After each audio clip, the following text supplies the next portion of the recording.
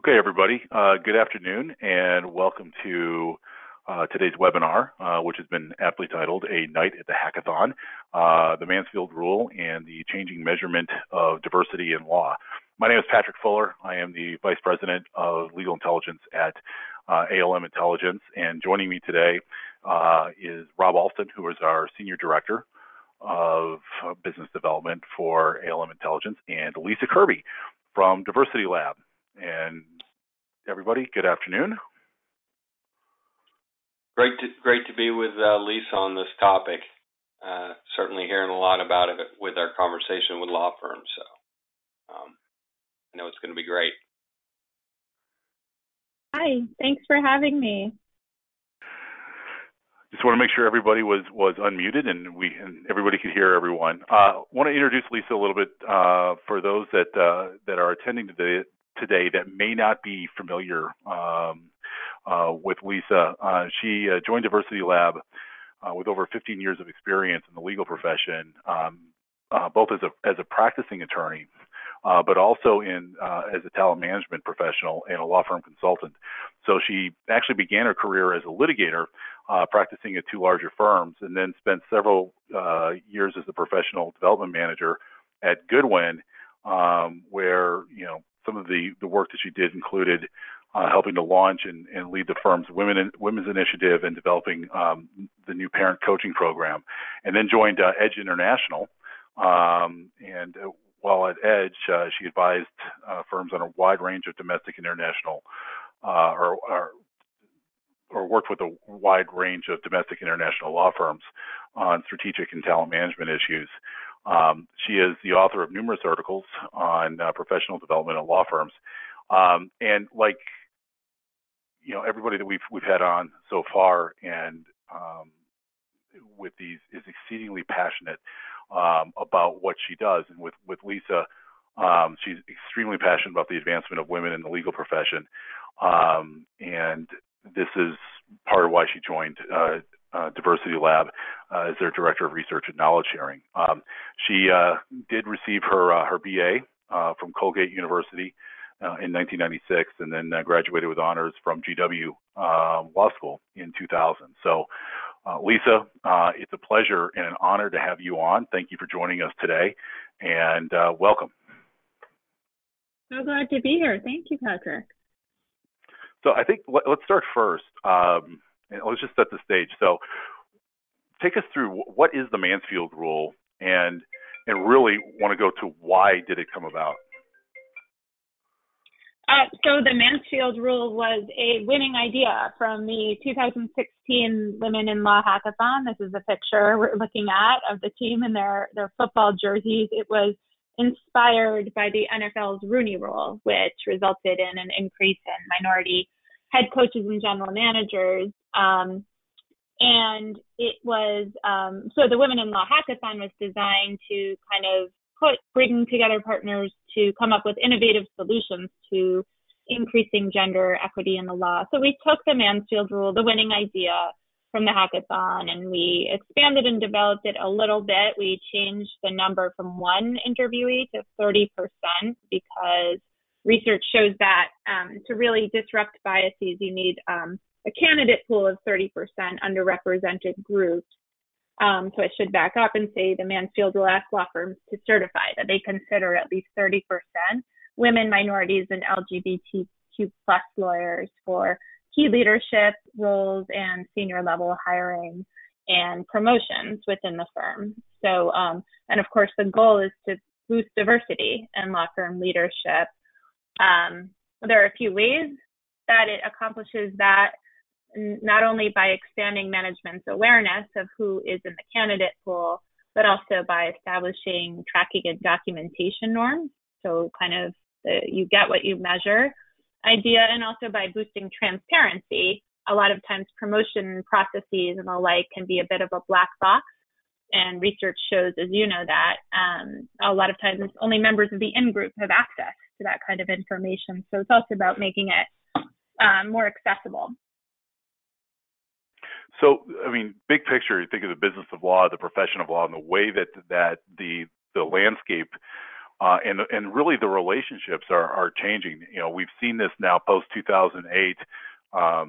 Susan Hackett, when she was at ACC, did a really great job of bringing ACC together with the ACC Value Challenge, and we started to see a lot more emphasis put on aligning the teams that were representing the firms to aligning them much more to the client in numerous ways, some of which then started including diversity beyond just talent and skill sets and locations and everything else, but also then diversity. And that's become a real focal point now. So why, with the Mansfield Rule, why has it become so important overall to legal? I think that we've seen that despite many well-intentioned initiatives and efforts made both within firms and legal departments, but also in the profession as a whole in terms of affinity groups and mentoring programs, those have had good effects, but unfortunately the needle still has not really moved very much. Right now we're at 19% women equity partners. That's an increase of about 2%, maybe a little more than 2% in the last 10 years. So that's a really bad rate of progress and not a great rate return on investment for all of the time and energy that's been spent on diversity and inclusion. So it's a different way of kind of tackling it and moving the needle by sort of forcing a broader field of consideration and providing a very easy to grasp metric, 30%. It's just a very understandable framework that's an overlay to the discussions and decision-making processes that are already happening within firms. Okay. And so, Lisa, sorry, Rob, go ahead. Yeah, sorry, Patrick. I just had one quick follow-up for you on that. Seeing that you guys started in 2016 and now we're rolling out of 2018 here pretty soon. So you're going to come into your third year of this being applied across law firms and even companies. What are you seeing, when you first rolled this out, what was the reception that you had, and how do you compare that to what you're seeing more of today as you bring this to more and more of your law firms and companies? And that's a good question. Actually, we took a year or so to develop it and some of the other pilots from the hackathon. So we launched Mansfield 1.0 in 2017. So we're about 16 months in, or maybe 18 months in at this point, to the Mansfield Rule as a whole. So that was Mansfield 1.0. We're in Mansfield 2.0 right now. The original reception, I would say, it took, a lot of the firms that had participated in the hackathon were pretty bought in, having heard the idea and sort of spent several months hacking on how to improve diversity in the legal profession. Some of them were very enthusiastic about getting on board and testing out this innovative concept.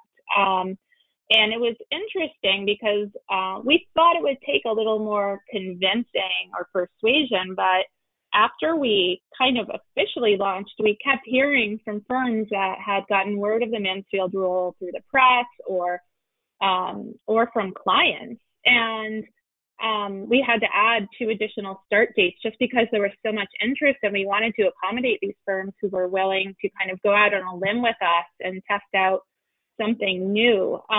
So it was a really interestingly enthusiastic reception. And then that was Mansfield 1.0. So we launched that with 40 for law firms. This year, for Mansfield 2.0, we have 65 firms. Plus, I have a wait list of about 40 firms that are interested in participating potentially in Mansfield, what we're calling 3.0.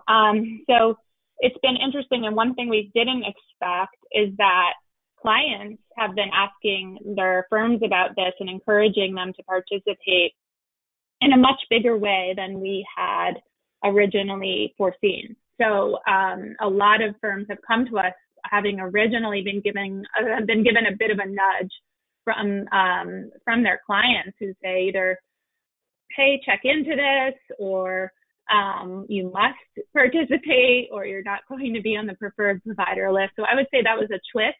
We didn't actually, I don't think we saw that happening, especially so quickly.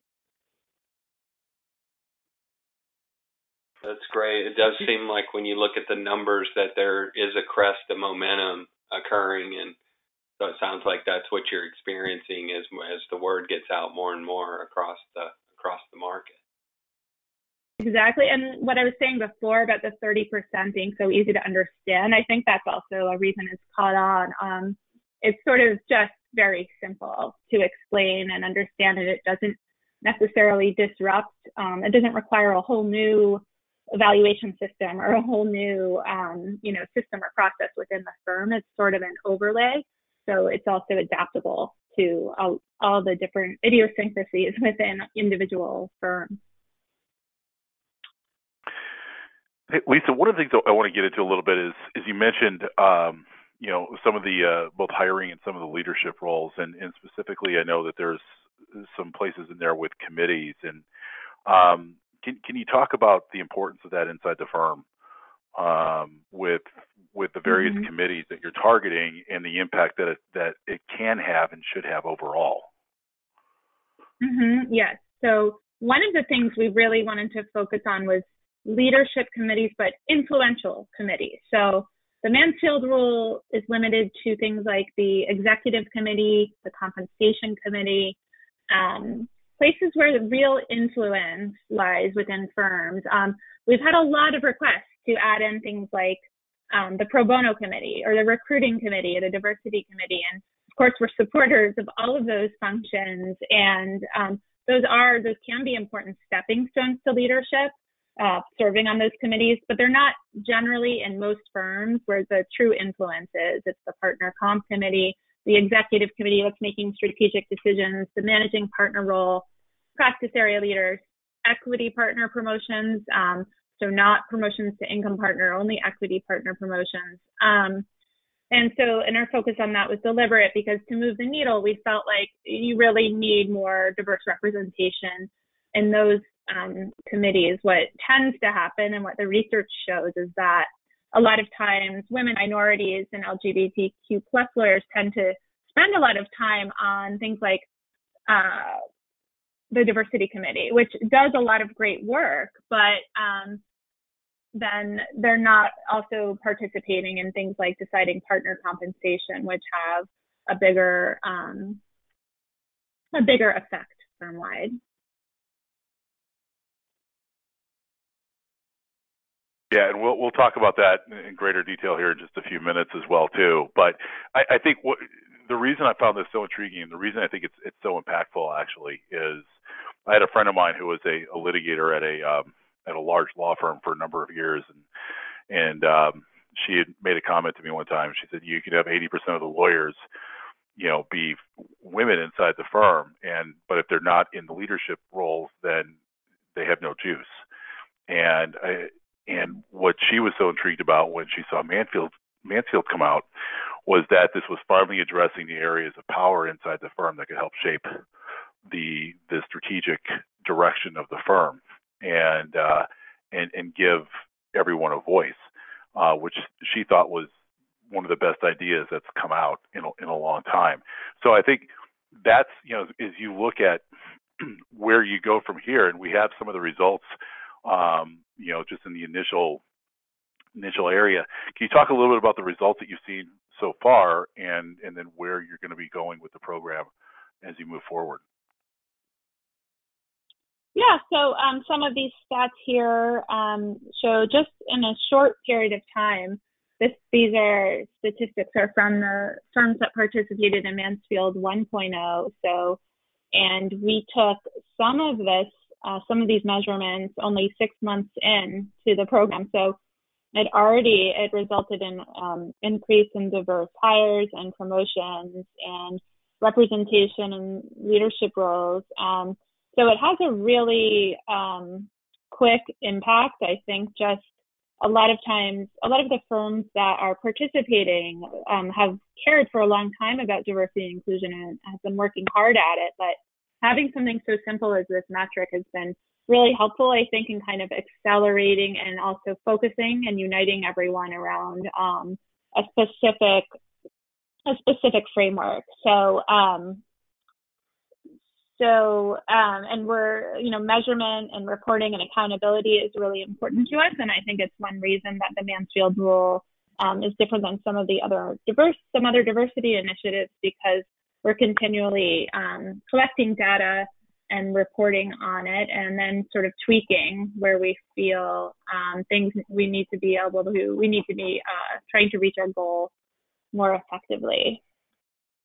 And also one other thing is we've taken, sorry, Patrick, but we've also taken a lot of qualitative data. And so from interviews with each of the participating firms, they've told us not only has these numbers gone up, but the quality of the conversations has changed dramatically. So now diversity and inclusion is on the agenda, for example, at a lot of these firms' executive committee meetings, which it was not before, or there's behaviors have changed. So managing partners and executive committee members are including diversity and inclusion in a different way in their thought processes and their decision making.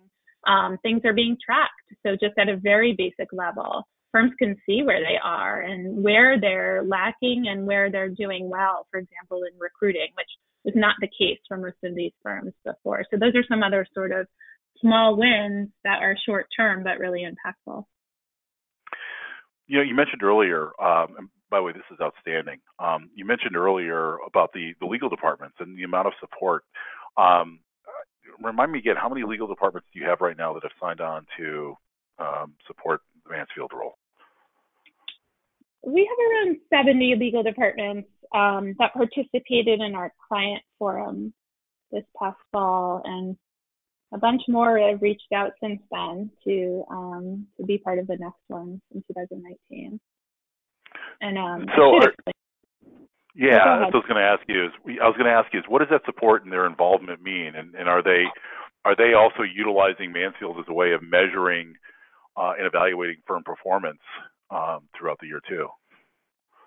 Yes, they are. So it's been I'll answer your last question first, but it's been really interesting because a lot of legal departments have been looking for ways to evaluate their outside counsel diversity, and they're each using maybe a slightly different survey or the ABA Resolution 113 materials, but it can be a little hard to tell which firms are seriously committed, because sometimes the diversity numbers are a snapshot in time. There's always different explanations. You don't know what the inclusive practices are at the firm from some of the RFPs and surveys. And they've found the Mansfield Rule to be a really helpful way to assess their firm's commitment, because they know that if firms are doing the Mansfield Rule, if they're participating, they are committing to doing monthly knowledge sharing calls, exchanging best practices, tracking and documenting across all of these categories, doing the, requirements, which are, pretty in-depth check-ins with Diversity Lab, and then going through a certification process. So they know that if you're signing up to do the Mansfield Rule, you're kind of all in. So it's been a helpful proxy, I think, for legal departments. But in terms of their participation, the client forums are, so firms that become Mansfield certified have the opportunity to send their newly promoted diverse women and LGBT partners to one of our client forums, which are opportunities for structured small group networking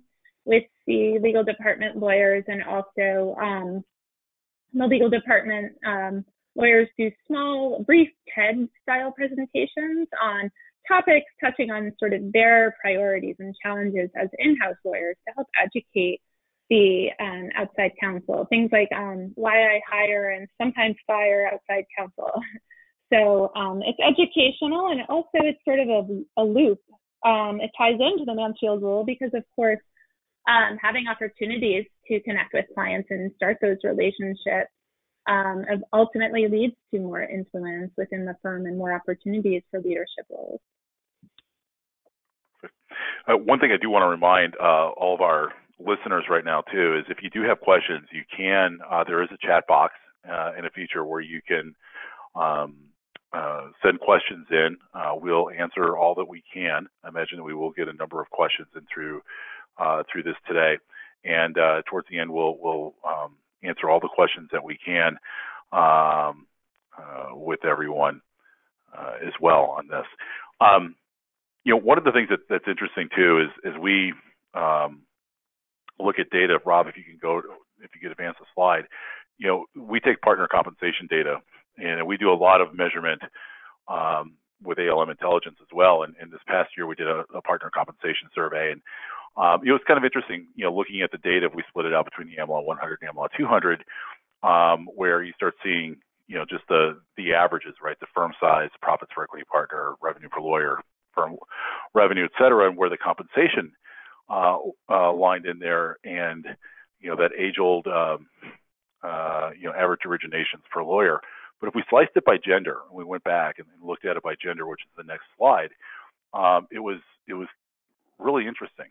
And I showed this actually yesterday in Chicago, and at a seminar that was done, and got a lot of silence, unfortunately, from them. And when you look at this and you start seeing, the numbers are fairly equal across the board in terms of the firm size and the profits per equity partner, the revenue per lawyer, even the firm revenue is right in the same zip code. And then you get down to compensation, and it's radically different. And and I put in the metric there as compensation as a percentage of origination. And you've worked in a couple of larger firms, and I know this often gets the question we often get is about originations, and it's a pretty big gray area for firms that still give origination credits, isn't it, in terms of how it's calculated? Yes, I mean, there's so many nuances. I know when I was a law firm consultant, each law firm compensation system is so idiosyncratic and special and unique. And yes, there's a lot of nuance to what origination credit really means within a firm. And there's often so many layers in terms of being the origination attorney versus the relationship attorney versus the X, Y, or Z. So many designations, and there's such a big subjective component to compensation too, that it's a bit of a tangled web. I think looking at this, maybe having more women on a compensation committee would even out these numbers a little bit, or at least that's the hope. Yeah, and that's where I think sorry, Rob, that's where I think the correlation could be, right, is when you start getting, because compensation is also at a lot of firms fairly subjective too, correct? You sat in on some of those meetings, and especially having been a lawyer, some of the compensation decisions can also be subjective in some firms too. Oh, absolutely. And the more subjectivity you have, unfortunately, that does leave room for bias to creep in. It's unfortunate, but that is just sort of the way our brains are wired. So without any checks on that or balances or sort of de-biasing measures that are part of it, either before or after the process or during when the decisions are being made, it's sort of bias running free, unless there is a really diverse group and different perspectives that are truly being heard and factored in.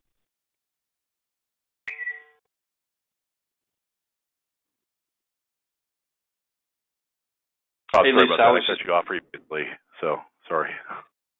No, it was a great follow-up question, probably more relevant. But one thing I was thinking about when you were talking earlier, Lisa, was you were really talking about how you've seen, as Mansfield's been rolled out across some of these firms, that they're taking a much sharper, stronger, proactive stance in tracking their own metrics around their diversity. And really, with that focus, you're starting to see some of the results like we just showed in the slide previous. Do you also see, in your own experience, some of them looking to benchmark against the market more, against some of their key competitors in terms of how they're doing with diversity as well? Yeah, that's interesting, Rob. A firm asked me about that yesterday, actually, and I was helping them with some attrition data, not directly related to Mansfield, but it was a Mansfield firm.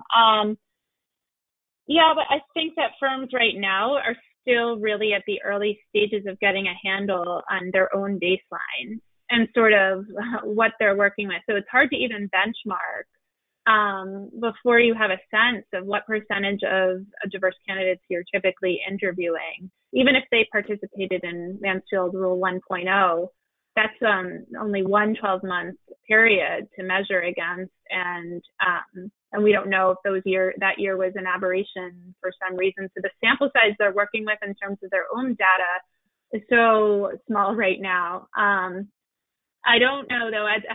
We haven't talked a lot about external benchmarking. One of our goals with Mansfield Rule is ultimately though to measure the diversity of participating firms and whether long term this has an effect. Of course, as I mentioned, we're 18 months in, so it's not really quite enough time to undo years of non-diversity, I guess. But over time, we do plan to measure and then compare against the industry-wide standard, which hopefully will improve as well. Before we go to, sorry, Rob, go ahead. Yeah, I was just going to say, I think that certainly that's where our partnership is. It's really exciting because, working with you, Lisa, and your team, and bringing on and integrating some of the content for those that have been working with Mansfield, and applying that to other data that we have across our diversity, our laterals, a lot of other content that can allow you to benchmark, I know will be something that will be, more and more important as we move forward. And so not only for the companies that are evaluating our law firms, but for the law firms themselves that are taking these initiatives very seriously. So appreciate it. Yeah, Rob, I was going to say, before we transition over to showing some of the integration with the partnership with Diversity Lab, and I know, Rob, you're prepping that to switch screens. There was a question that came in, Lisa, that I think is really good. So one of the questions that came in, I think, is really good to address right now. And I'd really thought of this, but the question came in and asking if all the participating law firms have dedicated diversity professionals, and if so, what level do they sit at, such as a director or, for example, a C level like a chief diversity officer. Oh, yeah, that is a really good question. So no, not necessarily. We have firms that are vary in size quite a bit, from mega, global, 1,000 lawyer plus firms to firms that are more in the 100 lawyer range. And no, so they don't all have a dedicated diversity staff. We do ask each firm to have identified two sort of people who will be spearheading the rule in the firm. So one, what we call a talent lead, so one administrative staff leader, and we do ask for the primary person to be a little bit more senior. So if they're not a diversity director, and HR director, professional development director, chief talent officer, head of recruiting, we have some marketing folks who are in that role. And then we also ask for a partner champion, because it's really important to have somebody that is helping lead and oversee the rule on the partner side of the house, who touches a lot of the categories covered by the Mansfield Rule and has influence in those spaces as well. So, and for communications and internal education purposes, it's important to have those two roles. So yeah, it's kind of all over the map. A lot of them do have diversity staff, but I would say that's maybe 60 to 70% of the firms. Okay. Well, Rob is setting up the search here, and one of the things that I was really excited about when Karen Stacy and I initially started talking about this, and we got all of our collective teams together and discussed, was the ability to bring the Mansfield Rule, both the participating firms and the certification aspect, into Legal Compass, and to be able to enable users to quickly identify those firms through search components. A lot of our clients are not just law firms, they're legal departments who are utilizing Legal Compass and the data, the ALM intelligence data for due diligence on law firms. So whether they're looking, at cost per lawyer metrics, or locations, or leverage, or some of the existing diversity information that we're already collecting as well. So I thought this was interesting about this is we added the Mansfield search, I want to say about 3 weeks ago. It was right before the Thanksgiving break. We did a release and we added Mansfield in. So we wanted to make sure that we walked everybody through where it was, how to find it, and how it could be tailored with some other searches, because I think it becomes really, really powerful when you're able to add multiple search criteria on and then still say, this is everything that I want in terms of metrics and location and staffing, and and by the way, I also want them to be Mansfield Rule certified, for example. So Rob, if you can kind of walk us through that from your perspective, that'd be great.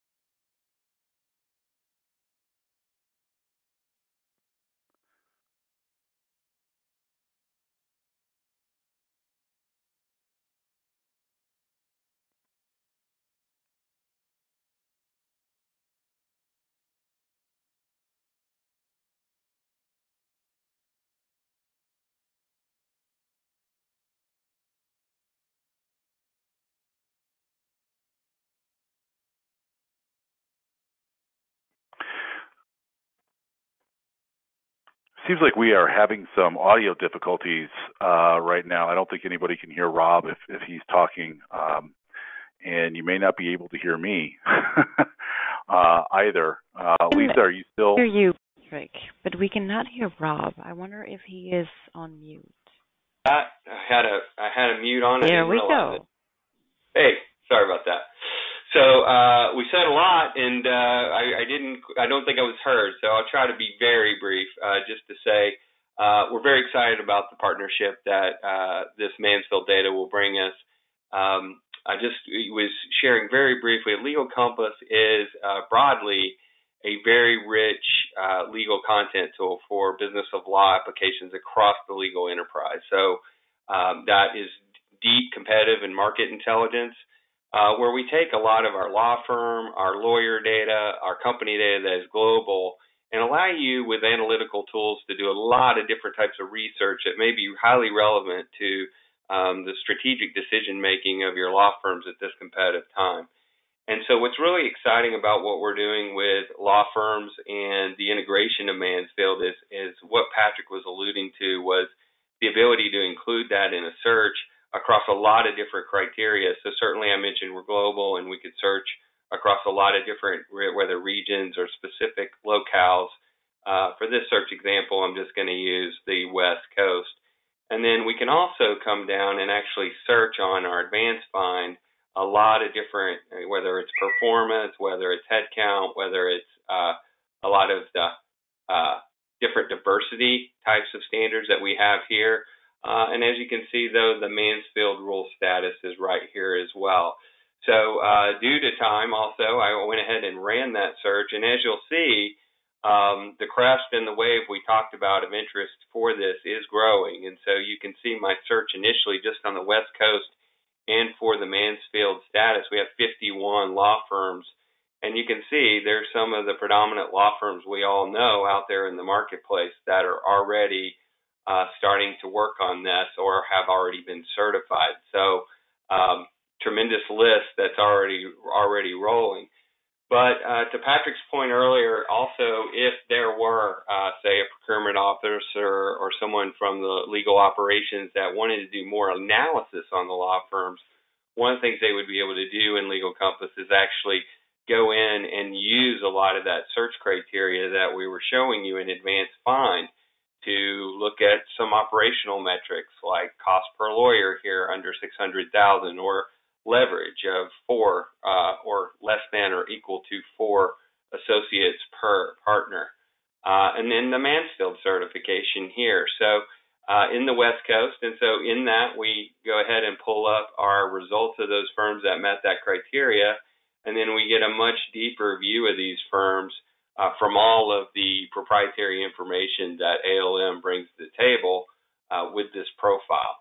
So you can see here a lot of great information, but you can see that this firm is already performing at a really great level. I've also got some new information here with the volatility scorecard. So wanted to be able to show you how you can get this kind of information across financials, staffing data, which also includes diversity data. And now we know for those that are participating or certified, we can have those firms included in our search criteria as well.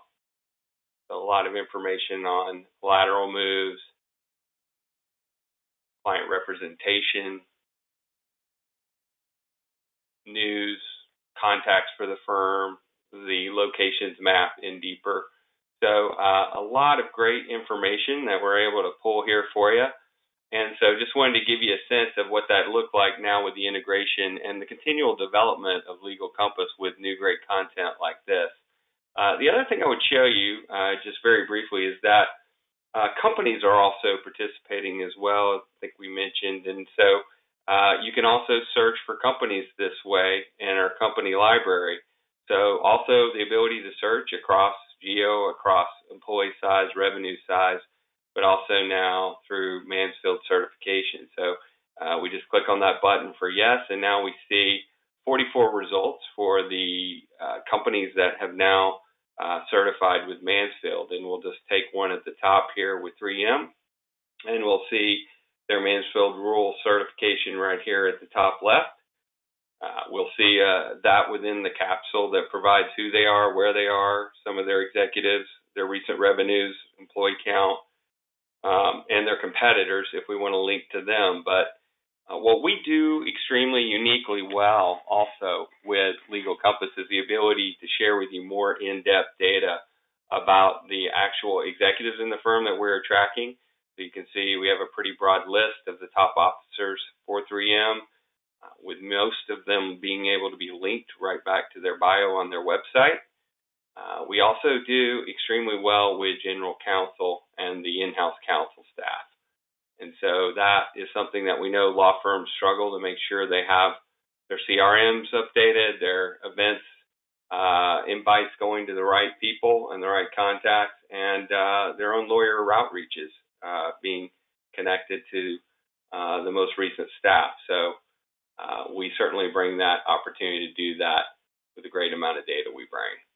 So that's general counsel. And then law firm representation. So certainly the other side, seeing the law firms that are actually doing the work now for 3M and sequential order. We use federal dockets for that data, but also our own proprietary surveys like Who Counsels Who and Big Deals, Big Suits.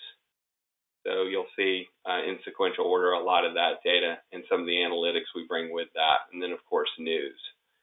So just wanted to give everyone a brief overview of how the Mansfield data is now included in the law firm search, which is a great capability, but also the company search. And I do expect, based on our conversation and what was shared, that we'll continue to see the participation and certification of that program grow.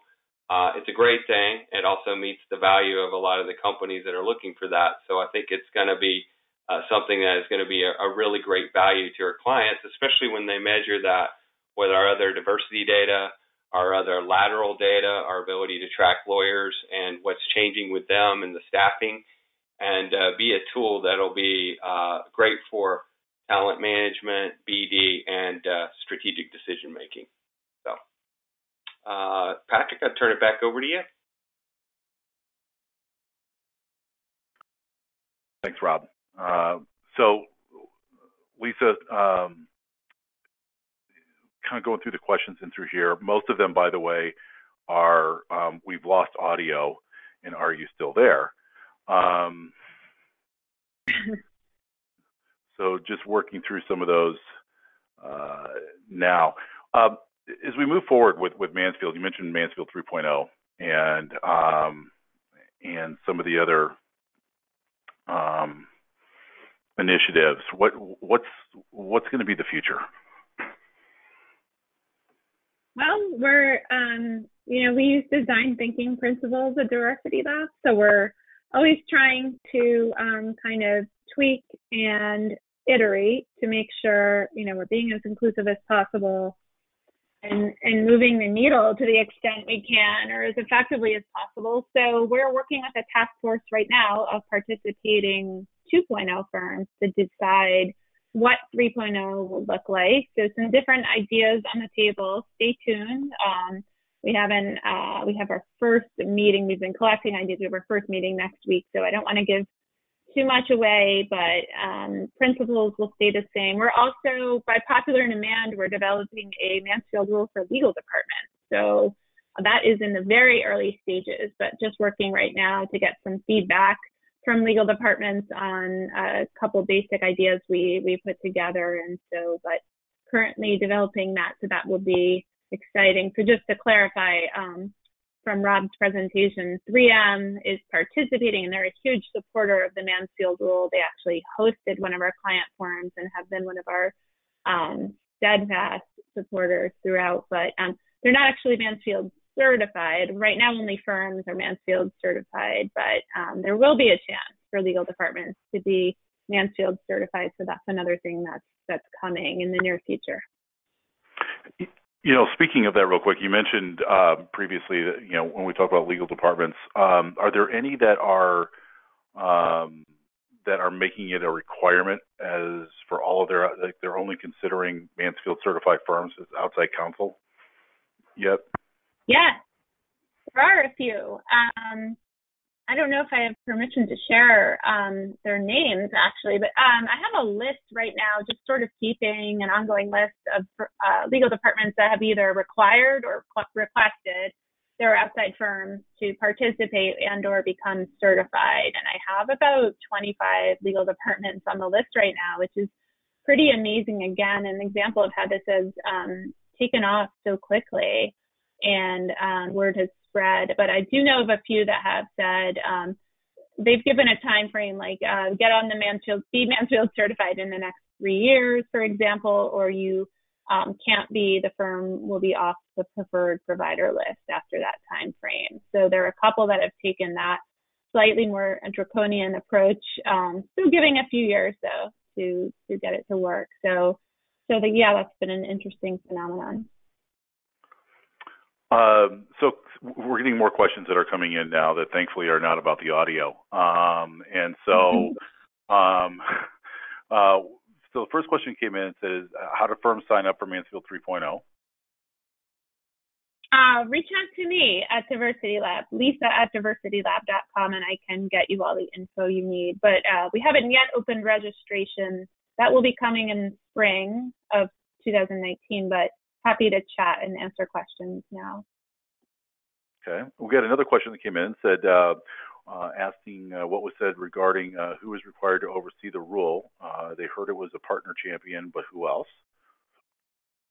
Oh, they didn't hear okay, so two people at each firm, a partner champion, which is self-explanatory, and what we call a talent lead. So someone in a relatively senior role on the administrative side of the house who will be overseeing and implementing the rule from that side. And we have people from any number of functions: marketing, HR, professional development and training, diversity.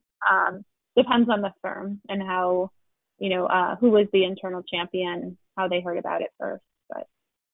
But we have a number of other people. We have many contact people at each firm, but we just want 2 people who are kind of designated as the go-tos. Perfect. All right, we are right up on time. Lisa, I want to thank you. I am thrilled with this partnership that we've been able to develop, and working with you and with Karen and with your team.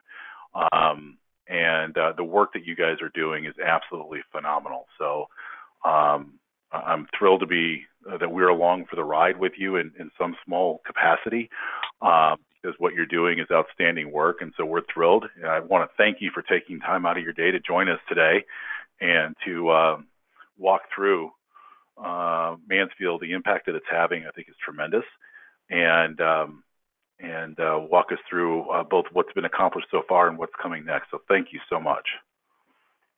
My pleasure, and we're absolutely thrilled to be partnering as well. Thank you. Well, guys, thank you very much. Rob, thank you. And for everybody that joined us, I know we're going to be sending out recordings of this.